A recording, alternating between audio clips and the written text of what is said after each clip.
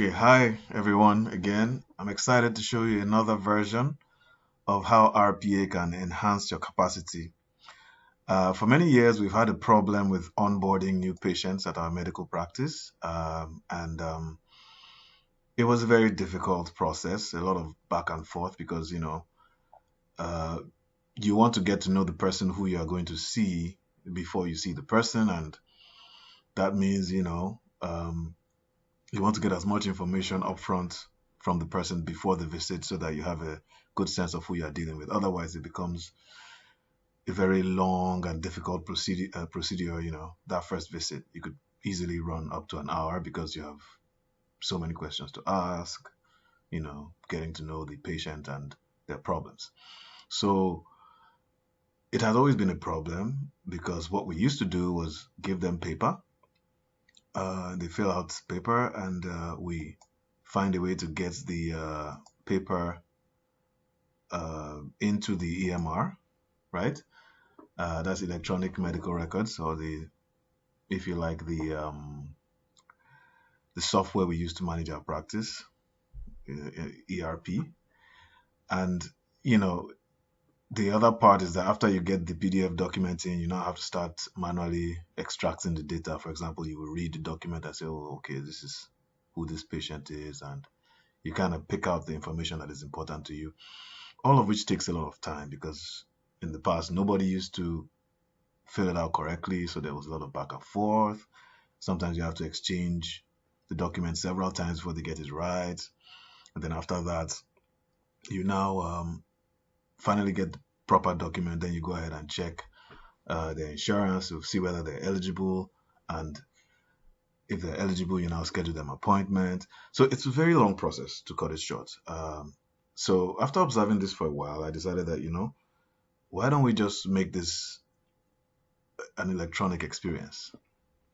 So what we did was we built them a web form where they can just go and fill out all the information that we need.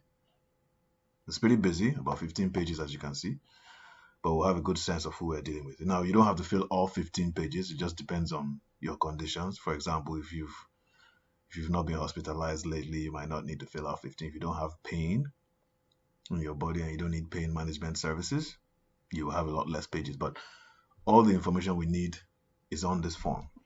So the idea is we just send them a text and, you fill in the form, Mr. A, Mr. B, put in all that information, and we get it on our own back end. And then from there, this robot takes over, which is what I'm about to show you. But before I hit the start button, I will just show you what it does. The robot logs in to where the forms get submitted, prints an Excel copy of the submission, then prints a PDF, which we will attach to the patient's profile. After it does that, it goes out of that backend database and logs into our electronic medical records like it was a human being, and then creates a new patient with that information it received, enters all the demographics, address, that sort of thing. Then it gets the registration packet that it just saved in number 3 and attaches it to the patient's records. And then it gets the patient's ID card and attaches it, gets the insurance card and attaches it, gets COVID vaccine card if the patient has been vaccinated and attaches it. Then it actually it puts in, what kind of insurance the patient has, because everybody has a different insurance. And then after that, it basically creates what we might call a clinical note template. It just takes all the information in that 15-page form, the things that are important, just summarizes it for the doctor, so that the doctor doesn't have to go and look at that bulky PDF document and start trying to figure out who the patient is and what's unique about the patient and all of that, what are their needs. Don't have to do any of that, because the robot will go and summarize everything into one little note for you, and then attach that note to the EMR so that when the doctor wants to see the patient, she just needs to glance at that note and get a good sense of what the patient needs, who the patient is, what the problems are. And after it does all that, it logs out of the EMR, logs out of the database, and that's it. Essentially, you don't need a human being. So watch as the robot performs all those functions. Once the form is submitted, the robot kicks off. Notice that my mouse pointer is not moving, meaning I've stopped controlling the machine at this point. So just like I said, in that long list of to-dos, the robot is going to do every one of those things. And, you could literally go and do, of course, do something else. This is the whole idea, is that you are delegating it to a robot, and that frees you up to do other things. Um, the robot doesn't get tired. It doesn't care how many patients submit their paperwork. It just takes care of business. It doesn't really care about all of that. So all those many tasks, you know, apart from the fact that it used to take actual human manpower to do this, which comes at great cost, it is far more efficient. And in terms of numbers, we have, you know, exponentially increased the number of people that we can handle at any one point in time. In other words, we're no longer afraid. We no longer have to turn patients away because we're too busy. There's no time. We just essentially have delegated this to a robot. So it doesn't matter how many patients try or want to register. The robot won't say no. So you might notice that it's entry number 212, meaning we've onboarded over 200 patients using this artificially intelligent piece of work. Because it's such a big form, I have it delayed because it takes a long time to print it to PDF. So it's not that it can't move faster, but when you're printing a 23-page document to PDF, sometimes it might take a while to load. And then, of course, because you don't want confusion, you just give the robot enough time that just wait this long before you actually take action. By that time, it should have loaded. So that's what it's doing. So now that it figures, okay, I think we're ready, it's creating a file. So all this stuff that the patient filled, Joseph Trump, it's not a real person, of course, but just to show you how this works. So now that it has downloaded that PDF like has all the patient's information in it, everything, medical history, advanced directive, what problems do I have, why do I want to see the doctor today, what's my insurance, who's my emergency contact, and there are a couple of mandatory preventive healthcare assessments included in this form. They ask you some questions like how many times do you exercise in a day, for how long, what do you eat, all those things are there. It's a long deal. Then they also ask you about your childhood experiences and how you think they've impacted you. So all of that stuff is in there, and that's why it's such a long form. So as you can see, it has moved on to the second stage. It's logged into the EMR, and it's at the stage where it's creating a new patient profile for our new patient, our fictitious new patient, named after one past president and one current president. So you can see it fills in address, phone number, and then social security number, all of that stuff, all the good stuff. Then it now says who's responsible for paying the bills. It has to select that. Usually it's the patient in most cases. So after it has done all that, it will say okay, and the patient has a profile on the system. It wasn't there before. Then it now goes on after that just to now start putting all the documents that the patient submitted together for us inside the patient's repository. Every patient has like a bunch of folders where everything concerning the patient is stored, so for easy reference. So that's what it's doing now. The first thing is that big registration form. It's going to take it and attach it. Okay. It's a big form, so it's asking, do you want to reduce the size? Sure, no problem. So it does that. Then it names it very quickly and then moves on. Let's attach the first one.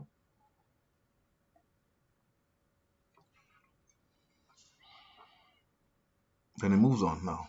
Everybody's expected to submit like some form of government ID, government issued ID, so that we know it's a real person.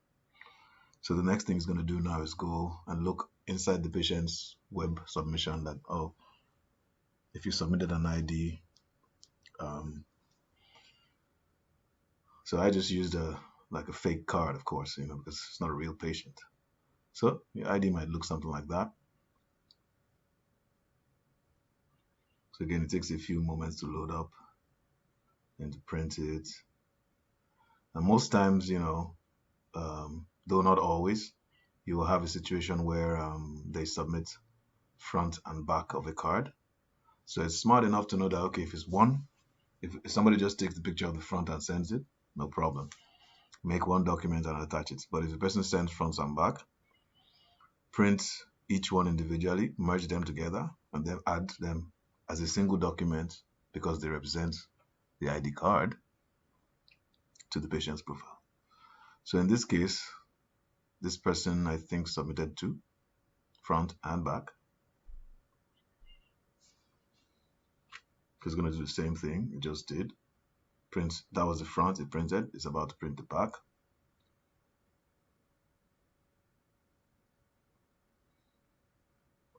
Again, I give it time lags because, patients are like, you never know what they're going to submit. Okay, some files may be larger than others. So you can see that it lags because I'm giving it enough time to consider different sizes of files when it's doing this. Okay, so it saves both of them in one folder. Then it goes ahead and merges them into a single document very quickly. And then attaches them to the EMR, which is about to do now. So notice it's filing in a different folder because we put all these things in different folders. So you see the name is called merge document now. Instead of two different PDFs, it's now one document. I'm just going to quickly name it, that this is the ID. Now, for purposes of this demo, I use this same card for ID, and for insurance card. So, just so you get the point, because I don't really want to compromise anybody when I'm demonstrating this. So the next thing it's doing now is it's going to get the insurance card. Now it has gotten the ID card, it's going to get the insurance card. So the same process, it goes there, prints a copy,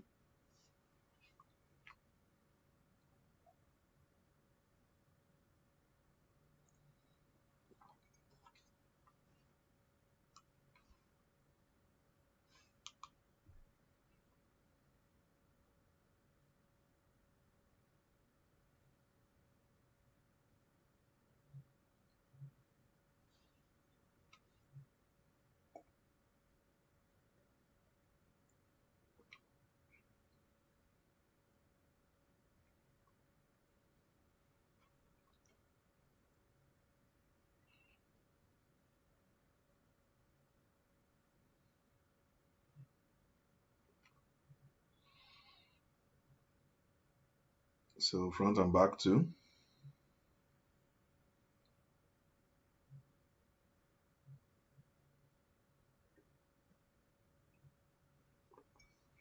Again, we don't have to be here to watch this. We could be out playing soccer for all we care. But again, this is just to show you how it works. So it's gonna merge these two documents into a single document and attach it as, in this case, insurance card.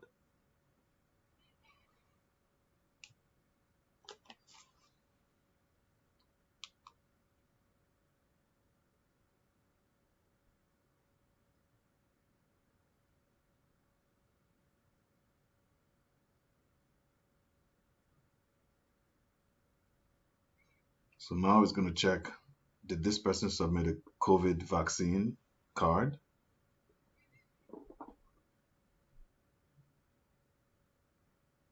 I'm sorry, it hasn't been attached to yet, my bad. So the next thing it does after this is go look for the COVID vaccine, but after this.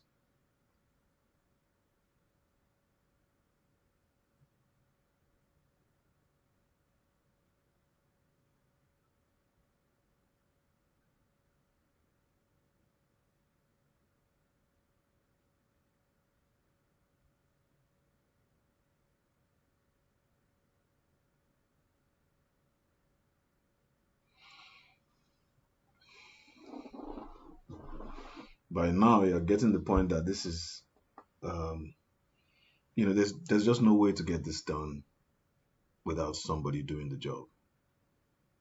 But what we have here is a situation where you can delegate effectively and without fear. This person is going to get it done right every time. This person, that is Mr. Robot, will always show up for work, doesn't call in sick, is never too tired, is never too busy. He's going to get all this done. So this is our imaginary COVID vaccine card now, front and back.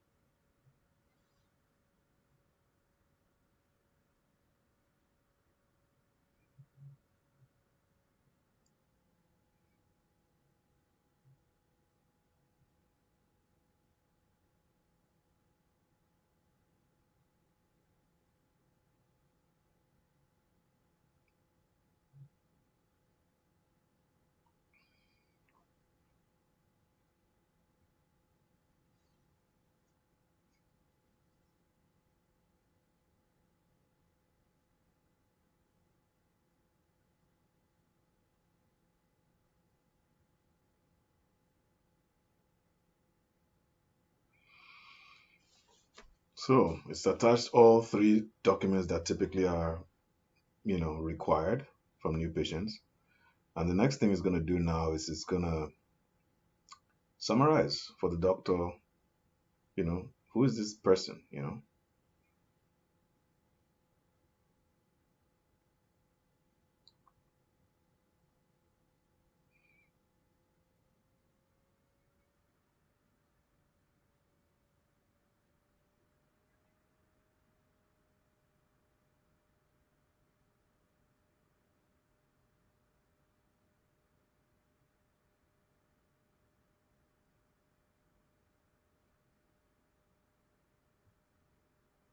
So this person is taking only 2 meds. It's telling us what his advanced directive is, telling us that I have these symptoms that I want to discuss with the doctor, and then also saying I've done this tests in the past because we're, internal medicine, we need to have people do preventive interventions on time. Telling us a little bit about our family, or his family, I'm sorry. I have 3 children, I have 2 brothers, 5 sisters. You know, they have the following medical problems.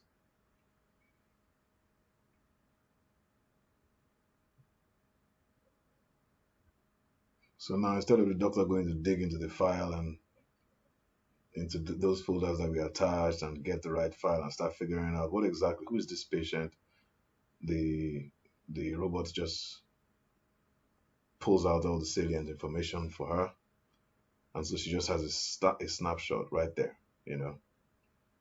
Um, I got my vaccine on so date, and that's it.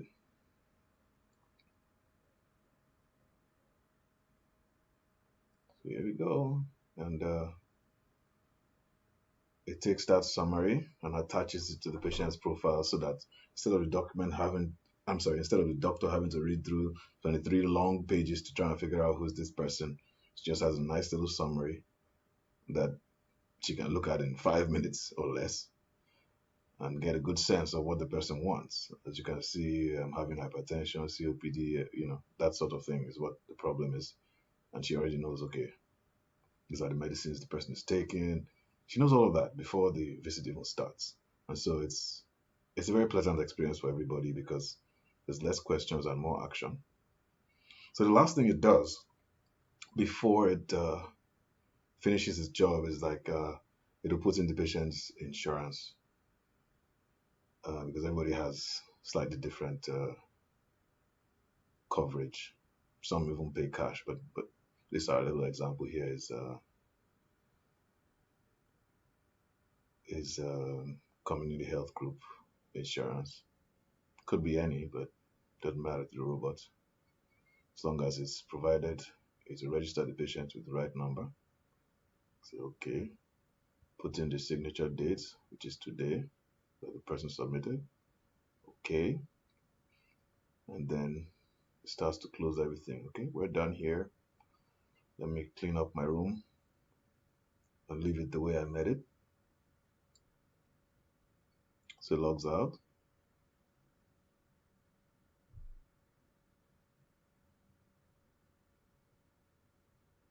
And voila, it's done. So just for perspective, all of this, it took a while. It took about 17 minutes, which is about as long as it can possibly get. Because some people might not have a COVID vaccination, so it will take less time. But average of 13 to 15 minutes, depending on how many documents the patient submits. But all of this is automated, and the doctor just basically enjoys the whole process of onboarding new patients because usually the first 15 minutes of the visit is spent asking questions because it's really not that easy to decipher what a patient wants before the visit. So in terms of numbers, we've been able to register 210 people within the same period of time that we used to register maybe 80 something patients in the past with the help of several different staff. And of course, it doesn't take 17 minutes to do this. It takes a long time. It takes an average of end to end 1 hour collecting the information, setting it all up, and getting the patients started. This guy finished it in 17 minutes. So it's huge. The gains are huge, and we are able to be more productive simply because we have an ever faithful robot that makes sure that whenever anyone comes calling, it's available to get you set up for your appointment. So as you watch this, I hope you've seen some ways that are a little bit outside of the box that you can use RPA to improve the quality of your work and life experience, but most especially increase your productivity significantly. Please like this video and subscribe for more. As soon as I make more use cases or applications, I'll be happy to share them. And I would love to hear your feedback. Thanks and have a nice day.